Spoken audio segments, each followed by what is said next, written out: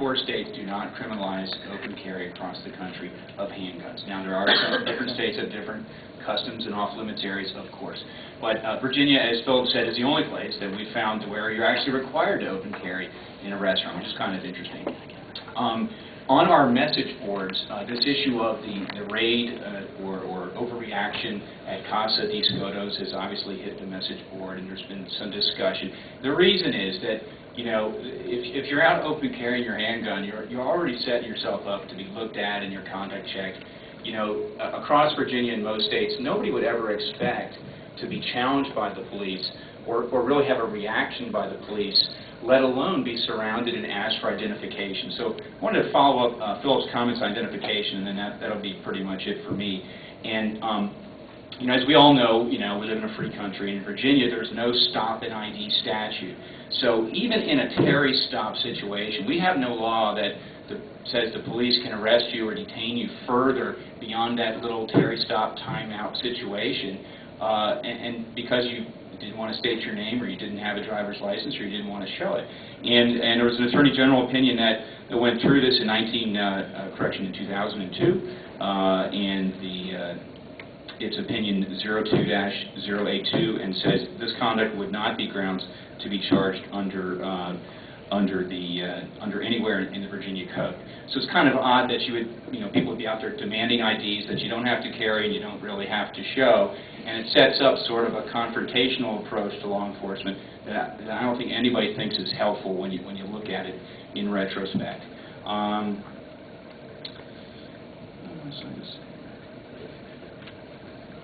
Philip covered the detention thing.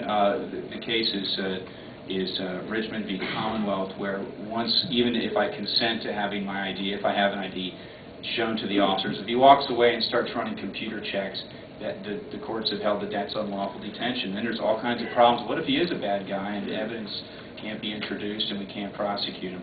And finally, and I didn't get to check it, I presume these guys were running checks in the Virginia Criminal Information Network and other databases.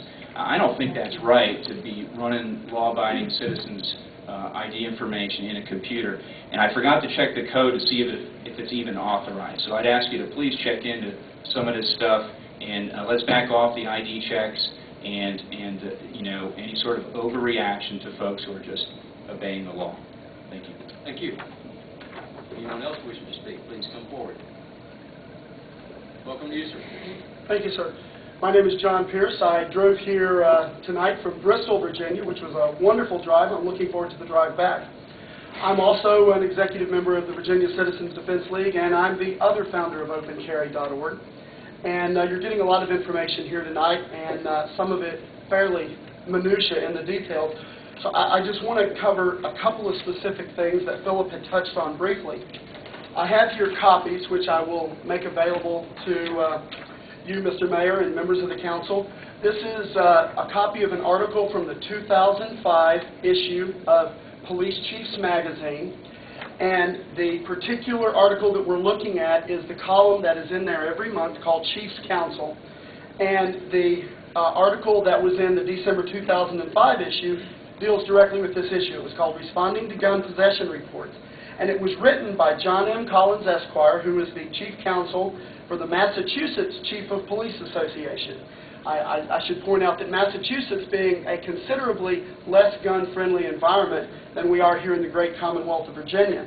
And I'll just read you the first paragraph of this article, which goes on for 3 pages and includes some legal sites that I think would be very good when you look at the policies and procedures after we have this meeting here tonight, which is what we're hoping will happen, is just a review of procedural and tactical issues when it comes to fielding calls to 911 about a person with a legally carried firearm. Obviously, those type of things have to be taken very seriously, and the totality of the situation has to be weighed. But let me read you this first paragraph and just give you an idea of what is being advised by this attorney. He writes, because it is legal in most states to carry a handgun if properly licensed, a report that an individual possesses a handgun without any additional information suggesting criminal activity would not create reasonable suspicion that a crime is being or will be committed, where simply carrying a handgun is not in itself illegal and does not constitute probable cause to arrest. It follows, therefore, that carrying a handgun in and of itself does not furnish reasonable suspicion justifying a Terry or investigative stop. The same applies to persons in motor vehicles. An investigatory stop is only justified when the police have a reasonable suspicion based on specific, articulable facts and reasonable inferences therefrom that the subject had committed, was committing, or was about to commit a crime. State laws vary regarding both open and concealed carrying of firearms, but courts are usually sensitive to officer and public safety concerns over the presence in public of firearms, but mere possession is not sufficient to authorize police action. And I will make these copies available, and I would ask that perhaps City Council would have a look at those as you're beginning to talk about the procedures with the Chief of Police. And as Philip said, no one here tonight is looking to go after the city. We're looking for procedural changes that will make the interaction of the law-abiding person who carries a firearm for self-defense and the police be more appropriate in future. And thank you very much. Thank you. I forgot, could I ask the people here in support, just so that they're not all going to speak, I thought maybe you're interested in how many people were here, sort of. Sure. For this. Would you mind standing if you're here in support? Okay, thank you. Anyone else wishing to speak? Let's come forward. Welcome, sir. Thank you. Mayor, members of council, my name is David Yates. I'm coming here from Alexandria, Virginia, and I am the complainant from the 7/15/06 Casa Discados incident. I come here today because I have basically exhausted my options with the Chief of Police. I have filed a legitimate complaint, which I felt represented accurately the facts as they happened. I know at least one and possibly two of the other people who were there have spoken to the Chief, and their versions of the story differ from the Chief's version of the story. I received a response from the Chief of Police, and frankly I felt his answer was not responsive. Now, it's my understanding that he has indicated he would sufficiently address this with his staff, but frankly I have not received a response to the other points that I want to resolve.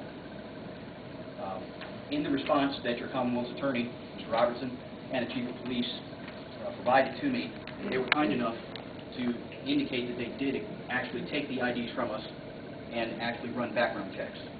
And as previous speakers have indicated, under Richmond versus Commonwealth and Morton versus Commonwealth, this is a seizure. And it's my position that this was an unlawful seizure because there was no cause for that call. There was no cause for that to be escalated to the level of force that it was escalated to. I am a frequent visitor here, but not a resident. I understand that you're certainly more interested in the concerns of the constituent. However, I would point out that this is an adversarial type situation. It did not need to happen. It could have been resolved a lot less, with a lot less tension and a lot less stress. Now, on the call, on the 911 tape, the person who is requesting the service from the police department indicates there are people with guns in the restaurant going to the bathroom and stuff. And I have one burning question that I just have to have answered from this council, as it turns out, because the Chief will not answer the question. What exactly raises the level of suspicion about going to the bathroom?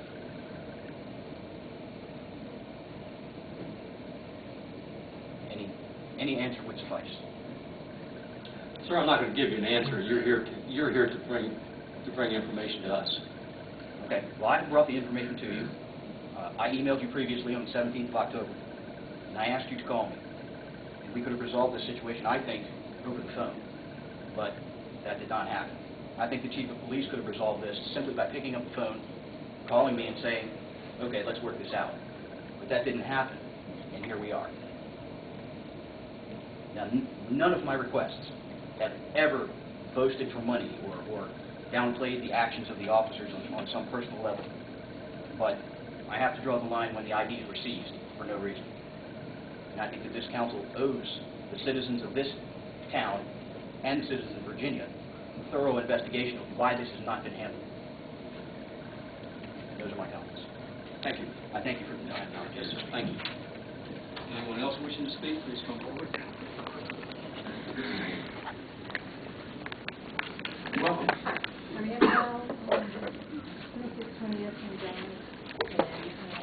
would like to introduce this wonderful-looking group of men. He's going to